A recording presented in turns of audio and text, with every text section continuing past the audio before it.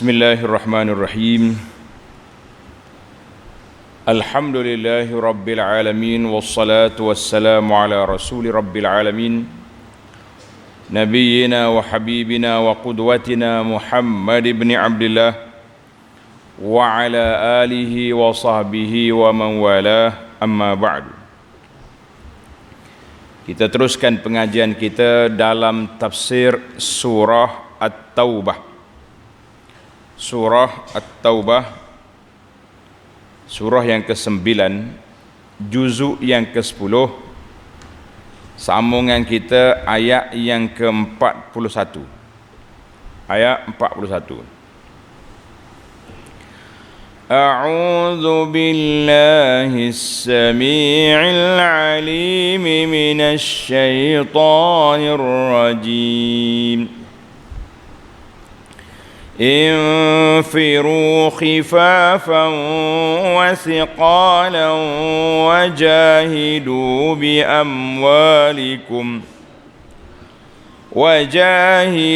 بأموالكم وأنفسكم في سبيل الله ذلكم خير لكم إن كنتم تعلمون لو كان عرضا قريبا وسفرا قاصدا لاتبعوك ولكن بعدت عليهم الشقة وسيحلفون بالله لو استطعنا لخرجنا معكم يهلكون أنفسهم والله يعلم إنهم لكاذبون عفى الله عنك لما أذنت لهم حتى يتبين لك الذين صدقوا وتعلم الكاذبين.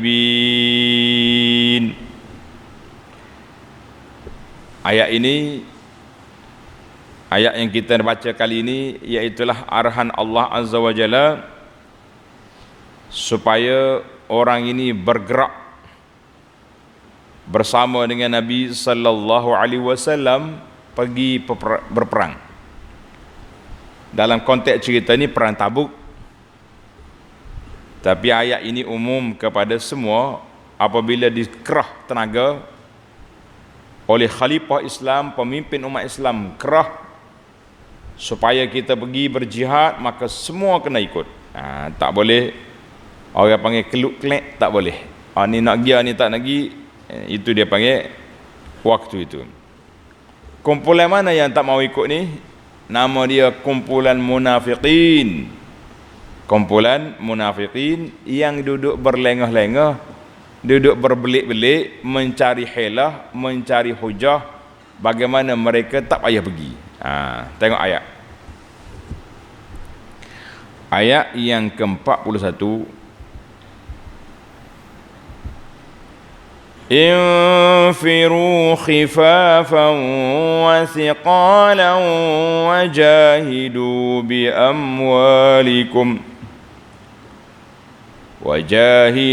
بأموالكم وأنفسكم في سبيل الله. Dalam ayat ini Allah Ta'ala perintahkan supaya umat Islam ini berjalan. Pergilah kamu beramai-ramai untuk berperang pada jalan Allah. Thiqalan, khifafan wa thiqalan. Tengok bahasa. Khifafan sama ada dengan keadaan ringan. Ringan tu apa? Mudah nak bergerak. Au thiqalan, ataupun dalam keadaan berat. Kita berat ni bukan pikul barang saja, kita kata berat. Macam orang ajak kita, mari kita pergi sana, berat hati nak pergi. Berat saya. Tapi kalau dia nak pergi, dia kata berat juga. Macam mana program kita besok? Berat Allah kegi tu. Jadi dia manusia ni berat, ringan, ada angin, tak ada angin. Itu semua tengok keadaan dan tengok kepada ayat. Dipanggil hasabas siyaq. Tengok kepada ayat kita nak kata hak mana. Ada kalanya berat tu maknanya tak boleh pergi. Tapi kali nak pergi kata berat pergi tu. Macam-macam. Jadi Allah kata di sini siqalan wa khifafan wa thiqalan. Khifah makna mudah lah. Siqal rasa payah nak pergi kan. Tak kira lah. Yang penting kamu kena pergi. Siqalan wa khifafan wa thiqalan. Wajahidu. Berat. Kenapa berat? Disebabkan berbagai-bagai tanggungjawab. Wajahidu bi amwalikum wa anfusikum. Dan berjihadlah dengan harta benda dan jiwa kamu. Allah Ta'ala mula di sini bi amwalikum wa anfusikum, dengan harta kemudian dengan jiwa kamu. Fi sabilillah, pada jalan Allah untuk membela Islam. Kalau kamu buat hal ni, apa kita dapat? Zalikum khairul lakum in kuntum ta'lamun. Yang demikian adalah lebih baik bagi kamu jika kamu mengetahui. Jika kamu mengetahui, dia kata. Tapi macam tak tahu ya puak ni. Itu ayat dia ni, ayat sindir, ayat perli. Allahu Akbar. Jadi dalam ayat yang lepas Allah Ta'ala cerita kepada orang-orang yang tak mau pergi berperang. Maka ayat ini arahan, infiru, berangkat, pergi, jangan tak pergi. Infiru dengan mana ukhruju ayyuhal mu'minun ila jihadil kuffar. Keluar segera untuk bangkit, bergerak untuk menentang orang kafir yang menentang Islam. Jadi dia kata amarallahu ta'ala bin nafiril am. Arahan ini kerahan secara umum. Kerahan secara umum. Dia kaedah ulama fiqh sebut, dia kata apa? Bahawa kalaulah musuh menyerang kita, maka ketika itu iza dahamal aduwul balad, bila musuh nak serang negeri, pada ketika itu bila imam muslim kata infiru, semua sekali kena bangkit, tak ada kecuali dah. Tidak ada pilihan kecuali orang uzur, orang sakit, orang tak larat, orang tempang, orang tua, wanita, kanak-kanak, itu boleh. Tapi kalau kita kata kita nak pergi perang sana, siapa nak ikut mari, itu dia panggil masa pada waktu itu menjadi fardu kifayah. Fardu kifayah. Kita tengok keadaan lah kan. Maka Allah Ta'ala perintahkan kepada kamu khifafan wa thiqalan. Sama ada jihad tu senang bagi kamu ataupun berat bagi kamu. Sebab apa senang? Tepatnya mudah, kelengkapannya cukup, kita kata senang. Ataupun jaraknya dekat kan, tentera kita pula kuat, kita kata senang. Dua tu ya senang yang susah ya, tak ada dah. Ringan dengan berat kan. Daripada Ibnu Abbas, qala Rasulullah sallallahu alaihi wasallam, idza stumfirtum famfiru. Bila imam kerah kamu, bangun. Jangan duduk main slow-slow. Jangan duduk main slow-slow lah. Bila siapa perangkat darurat, orang kafir nak serang kita, maka tak boleh lagi kita slow-slow. Semua kena keluar. Allahu Akbar. Jadi dalam ayat ini Allah kata apa? Wajahidu bi amwalikum wa anfusikum fi sabilillah. Hendaklah kamu berjihad dengan harta benda kamu dan jiwa kamu. Jiwa kamu. Sebab apa? Kenapa dikatakan, dimulakan ayat ini dengan amwal? Wajahidu bi amwalikum, dengan harta dan jiwa. Ada kata, ada ayat jiwa dulu baru harta. Kata di para ulama, Oleh kerana persiapan yang Nabi nak buat ni perang Tabuk agak jauh. Dalam siri yang lepas kita dah sebut dah 5 sebab orang-orang munafik ni lari tak mau pergi perang Tabuk, dan juga berat bagi sebahagian daripada orang mukmin sendiri nak pergi Tabuk. Sebab apa? Jaraknya jauh, waktu susah, cuacanya panas, tuan-tuan kebun dia masak di Madinah, nak kata apa? Maka Allah Ta'ala perintah di sini supaya pergi dengan harta dulu. Sebab apa? Sebagai persiapan. Boleh jadi tuan dia tu sakit, tak larat nak berperang, tapi dia ada harta. Ataupun dia tidak layak untuk pergi berperang kerana ketempang, ataupun kerana uzur dan sebagainya, tak apa. Lepaskan harta kamu untuk pergi berperang. Masya Allah, tabarakallah. Jadi kalau orang itu kuat, bila bi'ampusikum, pergi dengan diri kamu. Kalau orang itu ada dua-dua, lagi hebat. Harta infak, tuan pergi berperang. Itu lagi besar. Allahu Akbar. Anas bin Malik radhiyallahu anhu meriwayatkan Nabi kita sallallahu alaihi wasallam bersabda, jahidul musyrikin bi amwalikum wa anfusikum wa alsinatikum. Tanda jahidul musyrikin, kita kena lawan dengan orang kafir ni dengan lawan apa? Nabi kata tiga sekali. Amwal, harta. Wa anfusikum, body kamu. Wa alsinatikum, dan lidah kamu. Kita lawan lakon. Hadis ini dalam Abu Daud, An-Nasa'i dan Imam Ahmad.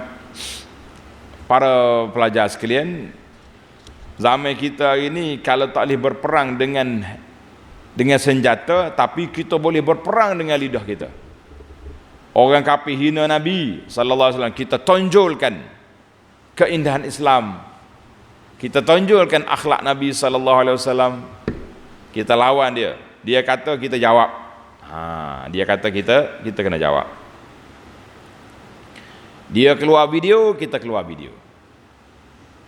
Berlawan lah. Kalau tidak, orang keluar cerita macam-macam pelik, kita sengih tak tahu gapo. Rugi ke tidak? Nampak lemah ke tidak kita? Tak boleh lemah. Kata orang kaya sekarang kata, lawan tak lawan. Lemah tidak ada. Maka kalau kamu boleh berjihad dengan 3 dimensi tadi, dzalikum khairul lakum in kuntum ta'lamun. Dan berjihadlah dengan harta benda dan jiwa kamu pada jalan Allah untuk bela Islam. Yang demikian adalah lebih baik bagi kamu jika kamu mengetahui. Kalau kita tahu pahala di sisi Allah Ta'ala, kalau kita tahu apa yang disediakan oleh Allah Ta'ala kepada para mujahidin, kita akan lari pergi berjihad. Ubadah ibn Samit radhiyallahu anhu meriwayatkan, sabda Nabi sallallahu alaihi wasallam, jahidu fi sabilillah fa innal jihada fi sabilillah babun min abwabil jannah yunajjillahu bihi minal hammi wal gham. Nabi kata, berjihadlah pada jalan Allah, kerana jihad itu salah satu daripada pintu-pintu yang boleh menyampaikan kita ke syurga. Allah Ta'ala lepaskan dengan jihad itu alham wal gham, duka cita, sedih, rasa takut, serabut perut. Dengan jihad kita akan hilang. Hadis ini dikeluarkan oleh Imam Ahmad dan lain-lain ulama. Dalam hadis Sahal bin Sa'ad radhiyallahu anhu, sabda Nabi sallallahu alaihi wasallam, ribatu yaumin fi sabilillah. Ribat maknanya kita berperang satu hari pada jalan Allah, khairum minad dunya wa ma 'alaiha, lebih baik daripada dunia dan isi kandungannya.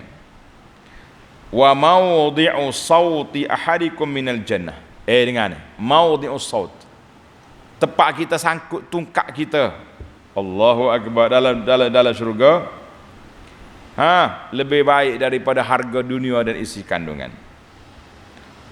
Warauhatu yaruhuhal abdu fi sabilillah awil ghadwah pagi ke petang yang kita bergerak untuk berjuang pada jalan Allah lebih baik daripada dunia dan isi kandungan. Allahu akbar. Hadis ini rawahul Bukhari wa Muslim. Kata Nabi sallallahu alaihi wasallam dalam hadis Anas, tidak ada orang yang mati pergi ke syurga nak balik semula ke dunia kecuali orang yang mati syahid. Orang yang mati syahid lah ni, ruh dia sudah berada di tempat yang mulia. Mereka minta dengan Allah Ta'ala nak balik semula ke dunia. Fayuqtal 10 marrat. Dia kata aku nak pergi perang 10 kali mati lagi. Lima yara minal karamah, kerana mereka tengok kehormatan yang Allah Ta'ala beri kepada orang mati syahid hebat. Dia kata aku nak mati 10 kali, pergi perang mati, hidup balik, mati lagi. Allahu akbar. Hadis juga dalam Bukhari. Itu siapa dia? Tawaran dan ganjaran yang Allah Ta'ala sediakan bagi pejuang-pejuang. Kita berpindah pula kepada petualang pula. Hak ni pejuang, hak ni petualang. Apa dia petualang? Puak-puak munafik. Allah kata apa? Tengok gambaran jelas dalam ayat ini. Lau kana 'aradan qariban wa safaran qasidan lattaba'uk walakin ba'udat 'alaihimus syuqqah. Kalau apa yang kau seru kepada mereka wahai Muhammad sallallahu alaihi wasallam sesuatu yang berfaedah, yang mudah didapati. Maknanya kalau Nabi kita ajak ni pergi relax-relax ya, mengembara sambil-sambil bakar kambing, BBQ dah. Dan suatu perjalanan yang sederhana, tidak begitu jauh. Nak pergi ke Badar kah? Tabuk 700 kilo. Benar. Nascaya mereka golongan munafik itu, mari dah timbul dah episod sebenar. Nascaya golongan munafik itu akan mengikutmu. Tetapi tempat yang hendak dituju itu jauh bagi mereka. Berapa kilo? Jarak di antara Madinah dengan Tabuk berapa kilo? 700. Dekat ke kecil? Apa ni pendek? Jauh dengan jarak zaman dulu. Maka oleh kerana tempatnya jauh, masanya susah, mereka mulalah mencari-cari. Cari apa? Mencari hujah, cari helah, bagaimana nak melepaskan diri supaya tak payah pergi berperang. Allahu akbar. Dah lah jauh, berlawan pula dengan tentera Rom. Tentera Rom ni bukan main-main, bukan orang badui. Mereka pergi cari hujah. Dia kata apa? Wa sayahlifuna billahi law istata'na la kharajna ma'akum. Dan mereka akan bersumpah dengan nama Allah dengan berkata, kalau kami sanggup, tentulah kami akan pergi bersama-sama kamu.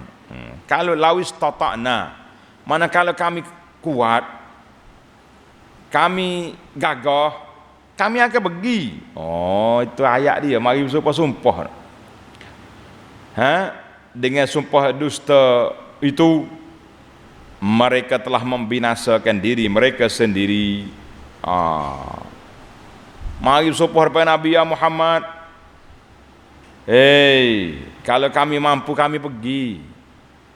Tapi juga tablik isteri siapa boleh dah ni.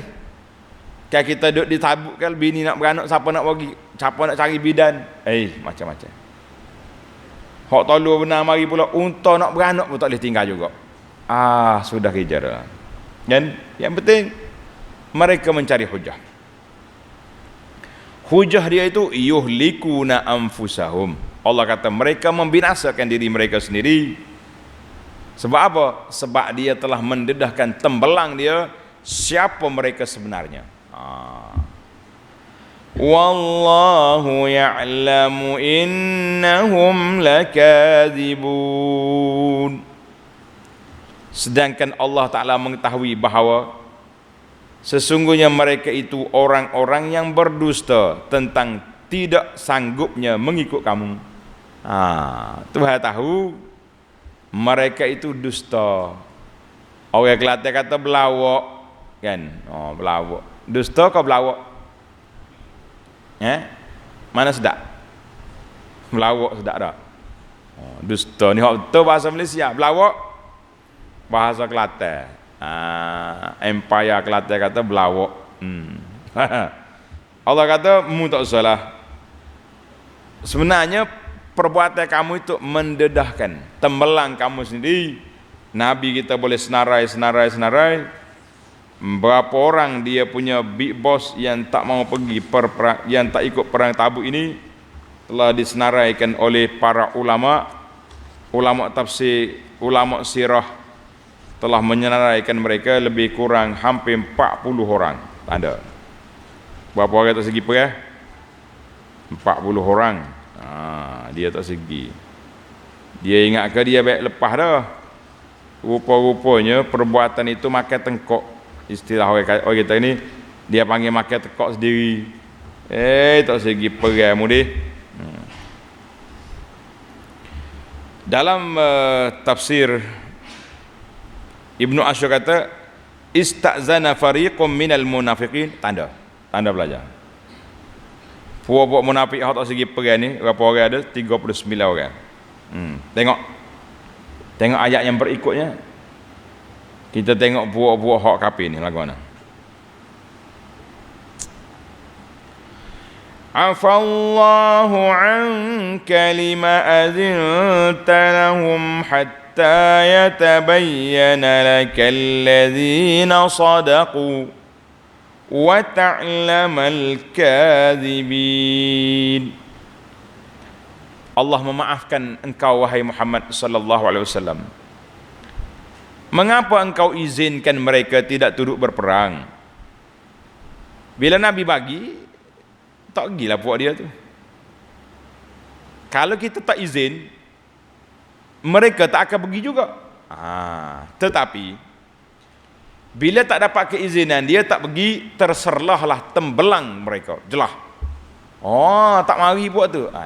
Dia dapat keizinan, dia dapat surat pelepasan. Tapi kalau tak ada surat, tak ada keizinan, dia tak pergi, orang Kelantan kata boleh boleh kena pasti. Ni munafik. Allah kata apa? Afallahu ank. Allah Ta'ala maaflah kamu ya Muhammad. Kenapa engkau beri mereka izin untuk tidak turut berperang hatta yatabayyana lakal ladzina sadaqu, sebelum nyata bagimu orang-orang yang benar-benar dan sebelum engkau mengetahui orang-orang yang berdusta, wa ta'lamal kadzibin. Maknanya kalau kita tak izin, boleh kenal lalu orang ni tak pergi berperang. Berapa orang? Tengok dia kata apa? Ketua mereka, tanda nama penjaga Madinah ni, tak mau begini, Abdullah bin Ubay bin Salul. Ni ketua besar. Dan Al-Jad bin Qais, Rifa'ah ibnu Tabut, wa kanu tis'atan wa thalathin, bilangan mereka 39 orang. Mereka telah minta izin dengan helah-helah, keuzuran yang dusta. Maka Nabi beri keizinan. Nabi kita percaya dengan dakwaan mereka, dengan sumpah mereka. Maka Allah Ta'ala tegur di sini. Kenapa mau beri? Jangan bagi. Kita nak tengok hak mana betul-betul uzur, yang mana buat-buat uzur. Tapi apa boleh buat? Allah Ta'ala telah pun, Nabi kita sallallahu alaihi wasallam telah pun selesai memberi keizinan kepada mereka.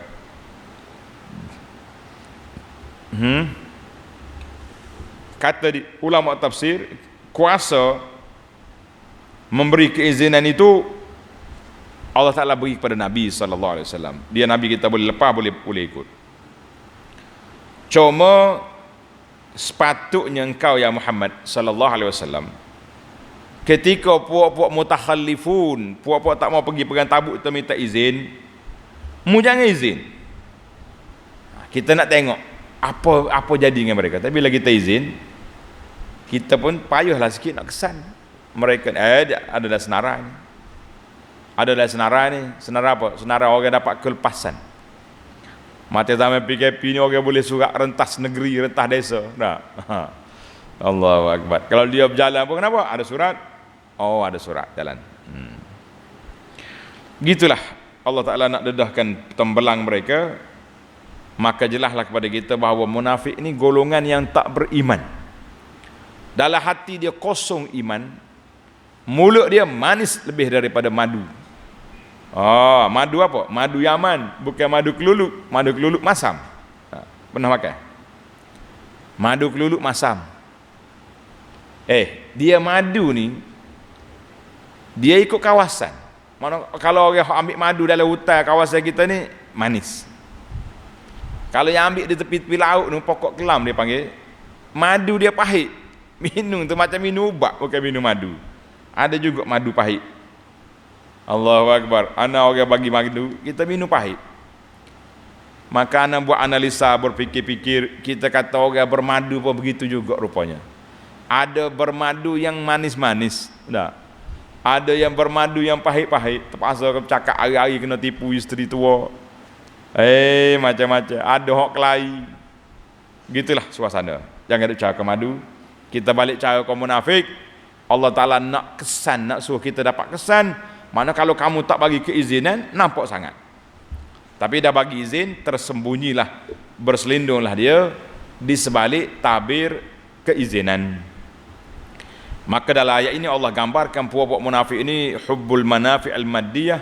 Dia suka kepada manfaat projek-projek segera, dia suka pada projek segera dan pulangan jamin. Ni lawan roh ni. Lawan roh ni tak tahu lagi siapa menang. Jarak pun jauh, nak lari payah. Minta izin awal-awal lagi. Tak mau pergi. Mengikut ulama tafsir yang saya baca ni, dia kata 39 orang. Jadi rombongan ini akhirnya nama-nama mereka Nabi kita sallallahu alaihi wasallam serahkan kepada Huzaifah ibnul Yaman, senarai nama munafik di Madinah. Wal iyaz billah. Baik, mari kita pergi kepada ayat 44. لا يستأذنك الذين يؤمنون بالله واليوم الآخر أن يجاهدوا بأموالهم وأنفسهم والله عليم بالمتقين. Orang-orang yang beriman kepada Allah dan hari akhirat. Hak tadi yang minta izin tadi game mana? Game mana? Game munafik. Tapi orang yang betul-betul beriman kepada Allah Azza wa Jalla dan yakin dengan hari akhirat, mereka tidak akan meminta izin kepadamu untuk tidak turut berjihad dengan harta benda dan jiwa mereka. Puak-puak ni dia tak akan buat. Dia tak akan mari minta izin, tak akan mari cari dalil hujah-hujah, helah-helah yang boleh dapat. Itu bukan kerja orang beriman, itu kerja munafik. Orang beriman akan pergi. Dalam ayat lain Allah gambarkan mereka ini mari jumpa Nabi sallallahu alaihi wasallam, mari jumpa Rasulullah. Rasulullah kata qul ma ajid. Nabi kata apa? Ma'ahmilukum alaih. Nabi kata aku tak ada alat nak bawa kamu ni. Kenderaan apa tak ada, bekal apa tak ada. Mereka keluar daripada rumah Nabi tafidhu minad dam'i, dengan mata mengalir air mata. Menangis sedih tak boleh berperang. Puak munafiki keluar rumah Nabi, ye kah? Hori suka. Itu berbeza. Orang beriman la yasta'zinuka, tak akan minta izin. Mereka tidak akan meminta izin kepadamu ya Muhammad sallallahu alaihi wasallam untuk tidak turut berjihad dengan harta benda dan jiwa mereka. Wallahu alimun bil muttaqin, dan ingatlah Allah amat mengetahui akan orang-orang yang bertakwa. Tuhan kenal hak mana bertakwa. yang mana tidak bertakwa, Allah Ta'ala maha mengetahui.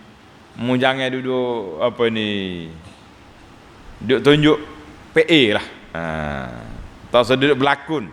Kalau berlakon pun Allah Ta'ala tahu kan. Baik, kita pergi kepada kaedah munafikin ayat 46. Walau aradul khuruj la'addu, ayat 45 dulu.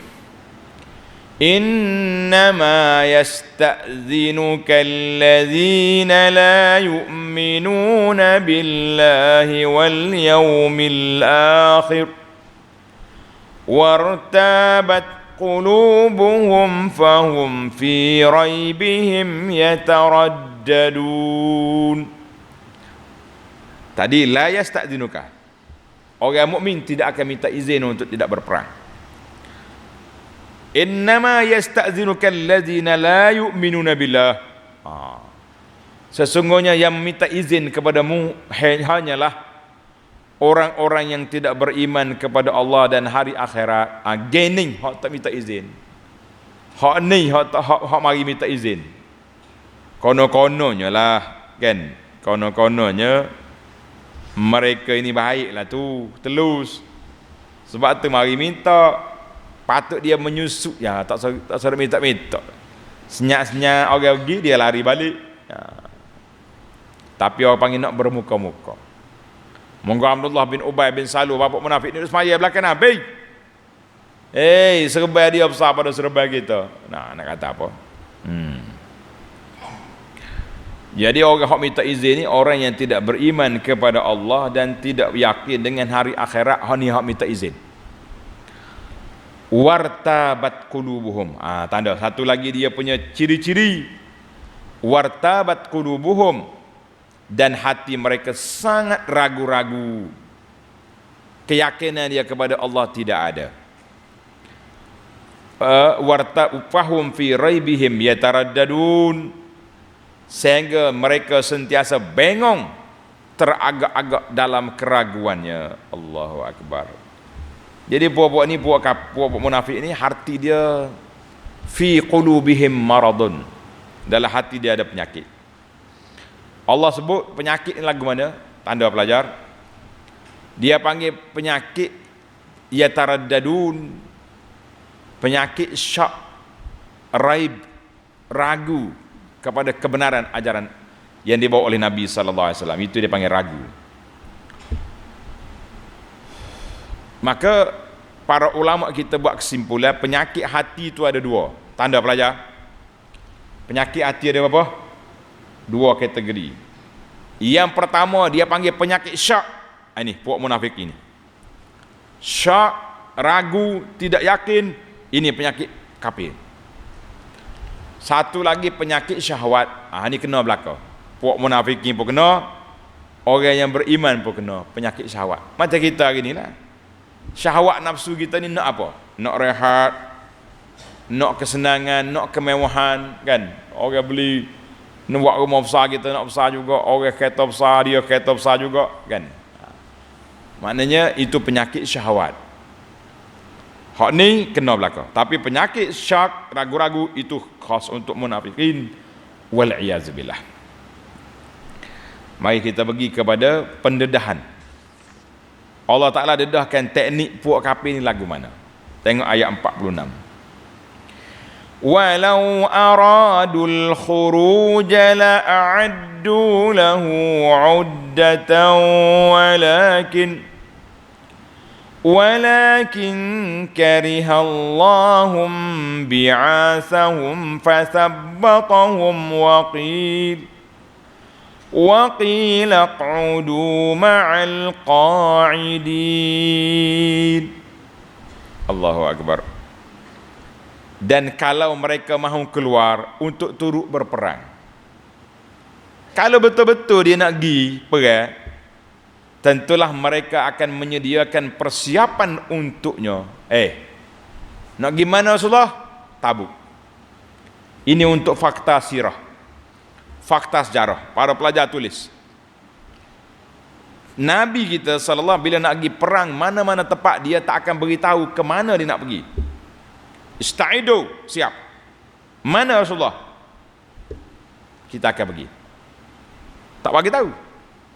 Kecuali Tabuk, Nabi SAW bagi tahu, nahnu, kita akan pergi berdepan dengan Rom di Tabuk, fi ardihim, di bumi pemerintahan mereka. Kena hak ni. Ulama sirah kata kenapa Nabi SAW dia buka rahsia di sini, sebab jaraknya terlalu jauh. Siapa nak ikut buat persiapan mental, fizikal dan keuangan. Siap. Kayak main-main. Bukan macam nak pergi ke Badar kan. Maka Tuhan kata kalau dia nak pergi, dia buat persiapan lah. Tapi oleh kerana dia tak nak pergi, dia cari hujah, cari hilah. Macam kita lah juga. Kalau kita ada majlis apa-apa, nak kahwin ke siapa, kalau hak dia nak ke, Allahu Akbar, 3 hari 3 malam tak tidur tak apa, buat kuih lagi, buat bunga lagi, buat tu buat ni. Tapi kalau hak dia tak kena gawe, bukan tak kena gawe dia, akhirnya buat masalah lah, macam-macam dah. Lemah, tak semangat, itu masalah. Macam kita ni, mana orang yang betul-betul beriman, ista'idu, siap. Tak beriman agak loleh. Tak apa, pergi dulu. Kita ikut belakang, tak apa, kuda saya laju. Allah, hak sebenarnya Tuhan kata apa? Mereka tak buat persiapan sebab memang mereka tak nak pergi. Walakin karihallahum bi'athahum, tetapi Allah tidak suka pemergian mereka. Memang Tuhan tak suruh dia pergi pun. Fathabbatahum, lalu dilemahkan semangat mereka. Waqila q'udu ma'al qa'idin, dan dikatakan oleh syaitan, tinggallah kamu bersama orang-orang yang tinggal. Siapa dia orang yang tinggal Madinah? Puak-puak orang tua, kanak-kanak, orang tak larat kan. Duduk dengan set-set tua yang kanak-kanak pada situ ya puakmu ni. Allahu Akbar. Ingat waktu perang Badar dulu, beberapa pemimpin Quraisy tak mau ikut. Tapi geng-geng Abu Jahal ni mari, pergi. Kalau kamu tak mau pergi, kita akan bawa mari pakaian wanitawi kamu. Mana pondamu ni? Ada dah main ponda-ponda di zaman jahiliah dulu. Allah je. Mana Allah Taala tak izinkan mereka keluar sebab apa? Kalau dia keluar, dia jadi duri dalam daging, duk nyocok orang itu, nyocok orang ni, duduk sibuk. Baik dia tak ada. Tengok ayat 47. Kesan kalau dia pergi macam mana? Kalau orang munafik ni pergi, apa dia kesan?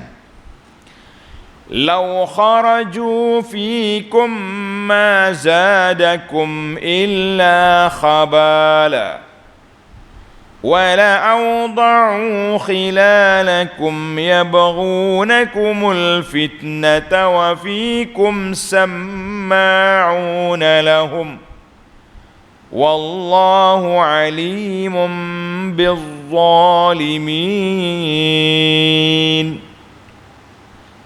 Kalaulah mereka keluar bersama-sama kamu, munafik menyusup ikut sekali, tidaklah mereka menambahkan kamu melainkan kerusakan. Dia jadi batu api, dan tentulah mereka segera menjalankan hasutan di antara kamu. Ini bahaya. Dengan tujuan hendak menimbulkan fitnah kekacauan dalam kalangan kamu, sedang di antara kamu, dengar Allah kata, wa fikum samma'una lahum, sedangkan di antara kamu ada orang-orang yang suka mendengar hasutan mereka. Wallahu alim bizzalimin, dan Allah Ta'ala amat mengetahui akan orang-orang yang zalim. Jadi ada di kalangan Allah Ta'ala sebut awal-awal lah, kalau dia pergi, buat munafik ini pergi, dia akan buat onar, jadi batu api. Yang masalahnya orang mukmin, hak baru-baru masuk Islam, hak iman tak mantap ni, sama'una lahum, mudah dengar fitnah-fitnah, diayah yang ditimbulkan oleh munafikin. Sama kita hari ni sama juga. Sebab itulah bukan semua kita ni boleh dengar, boleh tengok debat-debat, boleh tengok hujah-hujah yang dibuat di antara orang Islam dengan orang bukan Islam, sebab kita takut terpengaruh. Bisa dia tu. Mula bagi orang iman mantap, iman dia sudah kuat, insya-Allah dia tidak masalah. Yang kita bimbangnya orang hak lemah-lemah iman, hak baru jadi, hak baru masuk Islam ini sangat berbahaya. Sebab itu para pelajar sekalian, jangan tengok cerita-cerita yang boleh merosakkan iman kita. Jangan tengok filem-filem lucah. Ni berlaku kes-kes rogo. Sebab apa? Remaja-remaja ni rogo sama-sama dia. Kes apa? Bila polis siasat, kesnya terpengaruh dengan movie, filem hak dia tengok. Remaja, kawan-kawan bunuh kawan. Kes apa? Mengikut penyiasat kata, orang ni ketagih dia tengok filem cerita orang duduk potong, orang duduk kelau orang, yang menyebabkan dia pun buat juga. Tengok ni, Allah Ta'ala sekat, kalau la kharaju fikum, kalau dia ikut sekali, punuh banyak tentera kita. Dia akan buat benda-benda diayah, tapi dalam kumpulan kita ada orang yang suka dengar fitnah. Jadi ayat ini mengajar pada kita, jauhkan diri daripada munafik, jauhi diri daripada berita-berita, porta-porta berita fitnah, sebab mereka akan merusakkan kita. InsyaAllah kita akan sambung lagi cerita munafik dalam ayat 48 siri akan datang. Laqad ibtaghawul fitnata, insyaallah. Subhanakallahumma wa bihamdika asyhadu an la ilaha illa anta astaghfiruka wa atubu ilaih.